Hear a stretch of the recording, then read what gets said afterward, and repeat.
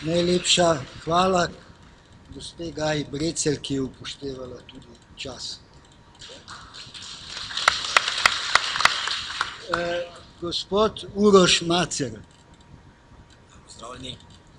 Da se sam predstavim, sem predstavnik Ekokroga in rad bi vam mogoče zelo na kratko predstavil to izkušnjo, ki jo imamo pač Zasavčani in bolj v povezavi z močjo kapitala kot pa s politiko. Ker jaz iz svojih osebnih izkušenj imam slabe izkušnje z vso politiko. Če gremo od rojstva, od tisto komunistično, ko se spomnimo kot otrok, kjer je bil pri nas sneg en dan bel, drug dan siv, naslednji dan je bil črn, iz pipe mi je tekel saje in tisti vodovod, ki smo si ga sami zgradili, telekomunikacije, ki smo jih sami zgradili, asfalt, ki smo jih sami zgradili, to je vse ostalo družbi. In vsem tem času so se menjale politične garniture, menjala se država in tudi v tej novi državi so se menjali levi in desni in izkušnje vseh z vsemi v Zasavju so take. Vsi so v krempljah in rokah kapitala. Vsi delajo za njih.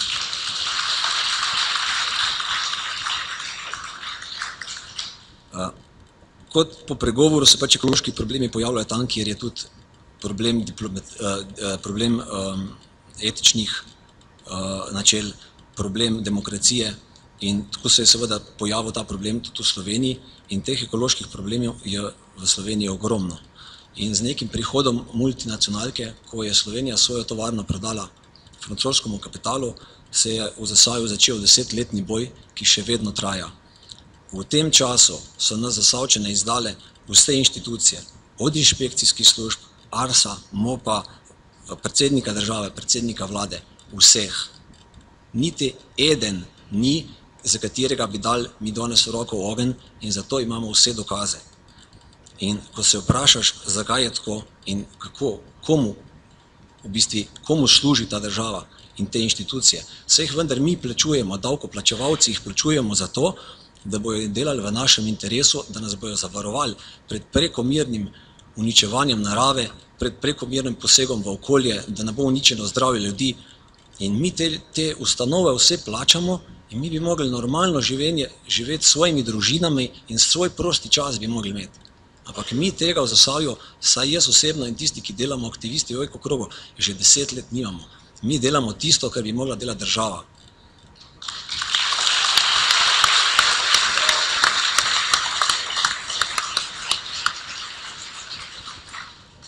In potem, ko še nekaj časa upaš in delaš na vseh možnih nivojih in verjameš, da bo o nekih zadevih odločala stroka, ti več let dela v tej ekologiji pač pove, stroka ne odloča o ničemer, vsem odloča kapital. Kapital je tisti, ki zlobira vse. In tisti, ki pove, za kakšno ceno se bo delal cement, za kakšno ceno se bojo sežigali odpadki in za kakšno ceno se bojo prodali Zasavčani.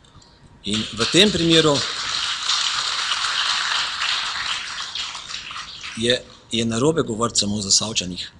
Vsa Slovenija funkcionira zelo na podoben način. Mi imamo pač to smolo, da imamo to tovarno. Ampak takih in podobnih je veliko. In mi smo doživljali obiske francoske ambasadorke v Zasavje, sestankovanje z Ekokrogom, neposredno lobiranje Evropske banke za razvoj, ki je sama plačevala študije, s katerimi je šla kar direktno k ministru. In mu rekla, lejte, to je študija, kjer mi z neodvisno študijo dokazujemo, da je okoljevarstveno dovoljenje Lafargea takšno, kot je treba. In doživljali smo tudi to, recimo, čisto nova zadeva, ker o teh zadevih bi lahko mogoče 2 dni govorili, tukaj jih je. Prvi dan ministrovanja ministra Bogoviča, ko je prevzel posle, se pri njem sestanejo Andrej Drapal, Franci Zavrl in direktor Lafargea za svojim pravnikom.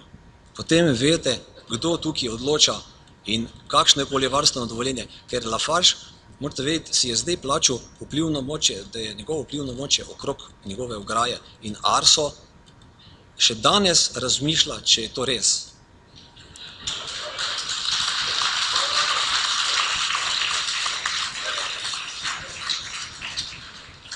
Kaj je krivo, da je tako? Kdo nam je v bistvu ukradel državo? Levi ali desni, ali ne naštevamo imena? Ne, jaz mislim, da je problem v tem, da si je kapital podredil vse, predvsem politiko, razvrednotuje družino in človeka. Otroci so od najmanjše starosti naprej podvrženi temu, da gledajo televizijo s tisoče reklam, kakšen moraš biti normalen, kaj vse moraš imeti novega, kaj moraš kupiti, kako moraš funkcionirati, da pripadaš tej družbi.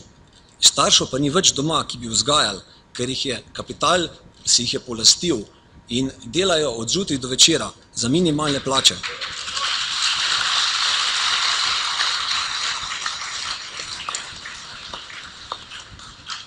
In ta naše šolstvo in družba jih predvsem uči materialistične logike. Izpolnjevanje potreb na materialnem nivoju je postal smisel življenja. Danes pomeni, od rojstva ti učijo, srečen boš, če boš imel fajn avto, veliko hišo, veliko denarja, boš hodil na morje, to on tret. In prepričujete, da je treba povečati bruto državni proizvod in še več delati, in še več delati, in še več delati. Do kam?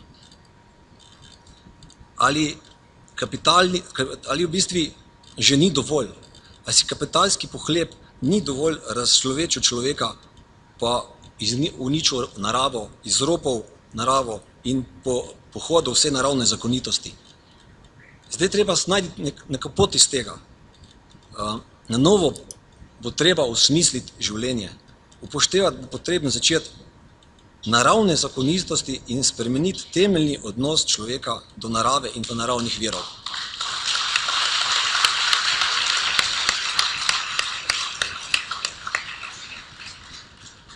Iz tega temeljnega odnosa do narave izhajajo tudi vsi ostali družbeno-socialni odnosi. Če se bomo naučili zdravega prvinskega odnosa do narave, potem bomo lahko v podzavesti razvili tudi zdrav odnos do sočloveka, če pa se ta odnos razvija v izkoriščevalski smeri, se potem tudi preslikava v medsebojnih odnosih med ljudmi. In današnja slika Slovenije to jasno pokaže. Torej, rabimo nov hišni red.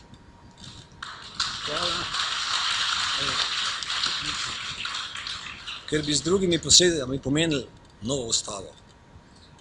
Če preslikamo zadevo, tako kot jo jaz si razlagam po kmečki logiki, jaz sem namreč kmet in si nič ne predstavljam, da kaj veliko vem, samo to, kar sem doživel na svoji pukli. Ta naša država je tako, kot bi si jaz poenostavljeno predstavil, kot en naš dom, kot neko našo skupno stanovanje, kjer skupaj živimo. In v neki točki pač ugotovimo, da imamo ta naše skupno stanovanje hudičevo zasvinjano. In naša država je hudičevo zasvinjana. Najprej je treba seveda odločitev sprejeti, da se bo počistili. In jaz mislim, da se to zdaj dela. Odločitev se je sprejela že. Odločil se je narod, počistili bomo.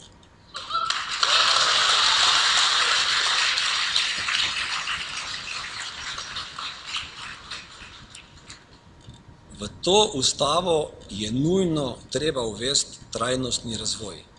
Te primere so danes tukaj že razlagali, v določenih državah obstajajo in so temelj za normalen razvoj bilo katere države.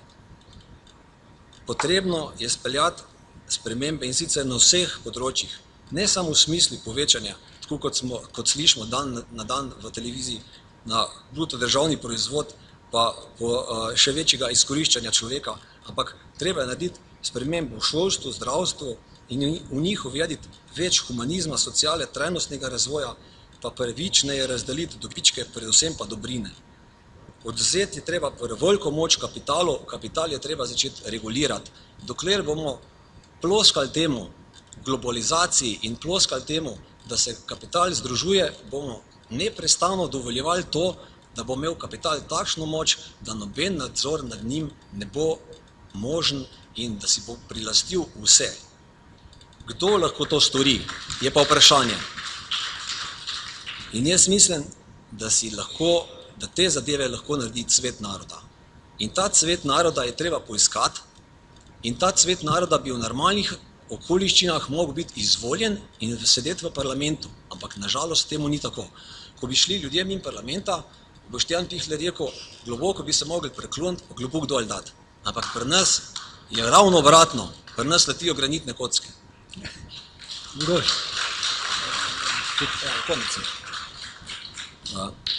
In bistvo, kar vsega ta cvet naroda bo treba presjati, treba se oprati umazanih politikov in ne bo šlo zlahka. Ampak bistveno je pa, da se začelo in ta politika, ki zdaj funkcionira, nam da jasne signale. Nič se ne naredi, če ni upora. In upor se more začeti na vseh nivojih. Hvala. Hvala.